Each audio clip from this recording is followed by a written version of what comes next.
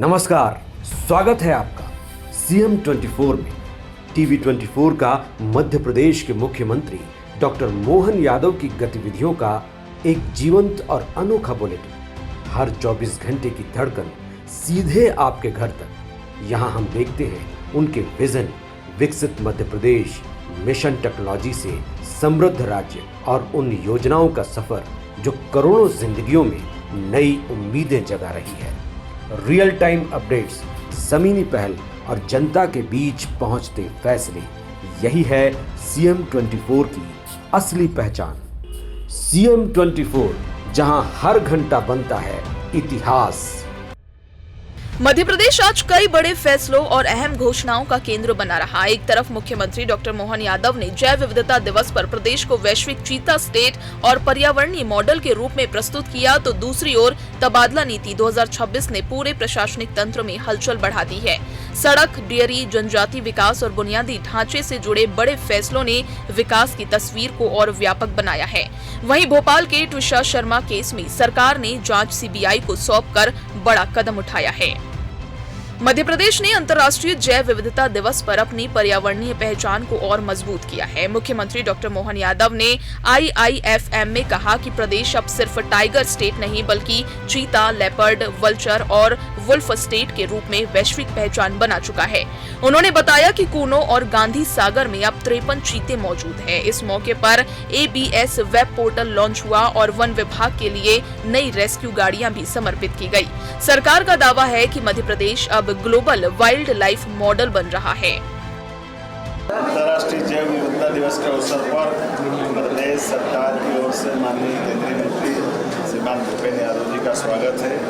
हम सबका सौभाग्य है भारत सरकार के यशस्वी प्रधानमंत्री के नेतृत्व जैव विविधता को लेकर मध्य प्रदेश में कई सारे प्रयोग हो रहे हैं और सफलता भी मिल रही है। मुझे इस बात की प्रसन्नता कि चीता प्रोजेक्ट माननीय प्रधानमंत्री माननीय भूपेंद्र सिंह जी के द्वारा जो 2022 में प्रारंभ हुआ, उस सफलता के साथ एक नई गाथा लेकर दुनिया के सामने एक रिसर्च स्टोरी के नाते से आया। उसी के साथ साथ अब हमारे जंगल के अंदर असम से बफेलो, हाथी और कई प्रकार के जीव जंतुओं के साथ जलगंगा संरक्षण को लेकर भी मध्य प्रदेश बड़े पैमाने पर काम कर रहे हैं। आज की स्थिति में हम अपने प्रदेश के जल स्रोतों को, जल संरक्षण के कामों को लेकर देश के बाकी राज्यों की तुलना में नंबर 1 पे चल रहे हैं। प्राचीन कई प्रकार के हमारे जल स्रोतों के साथ कुएं, बावड़ी, नदी, नाले, नहर, इसके साथ साथ नदी जोड़ो अभियान पे भी माननीय प्रधानमंत्री के नेतृत्व में देश में पहला राज्य मध्य प्रदेश है जो हमारे बुंदेलखंड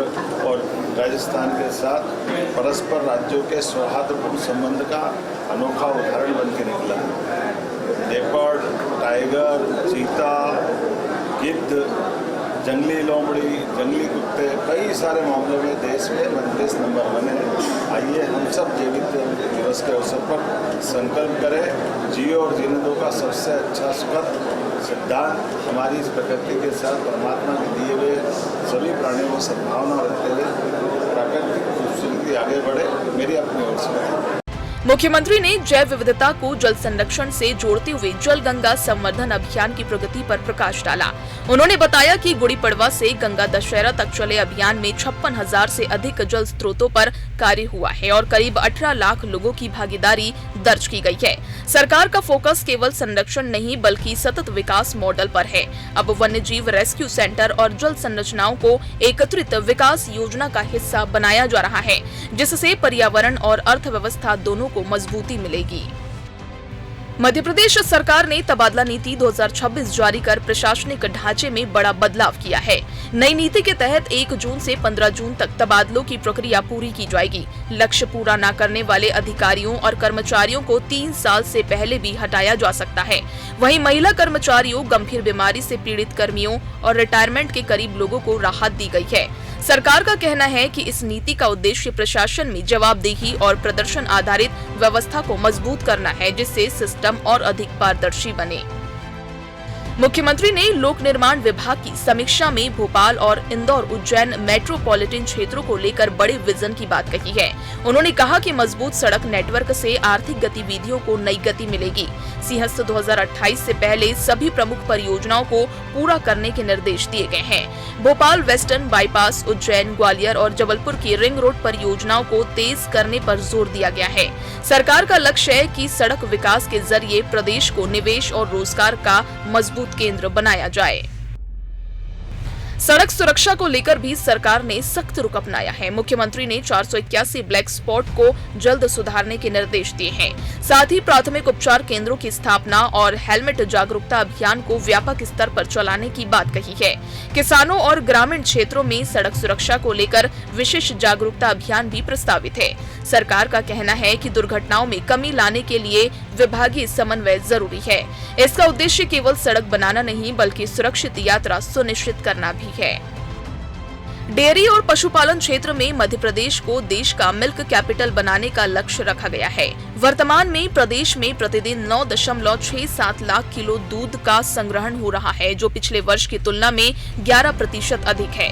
किसानों को अब तक 1,609 करोड़ रुपए का भुगतान किया जा चुका है।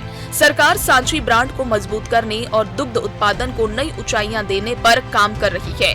इसका उद्देश्य ग्रामीण अर्थव्यवस्था को मजबूत करना और किसानों की आय को दोगुना करना है।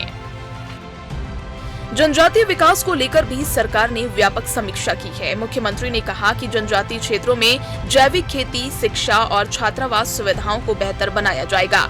प्रदेश में 3.65 लाख विद्यार्थियों को छात्रवृत्ति दी जा रही है और 2,671 छात्रावासों का संचालन किया जा रहा है। महिला मुखियाओं को आहार अनुदान जैसी योजनाओं का लाभ भी मिल रहा है।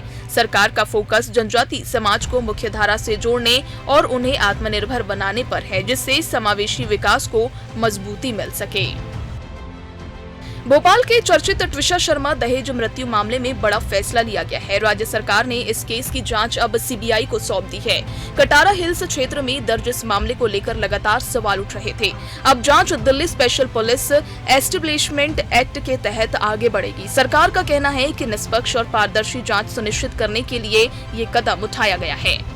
कुल मिलाकर मध्य प्रदेश में आज विकास, प्रशासन और न्याय तीनों मोर्चों पर बड़े फैसले देखने को मिले। पर्यावरण संरक्षण से लेकर सड़क, डेयरी और जनजातीय विकास तक सरकार ने अपनी प्राथमिकताओं को स्पष्ट किया है। वहीं ट्विशा शर्मा केस की सीबीआई जांच ने राजनीतिक और सामाजिक स्तर पर चर्चा को और तेज कर दिया है। Bureau report, CM24 Bhopal.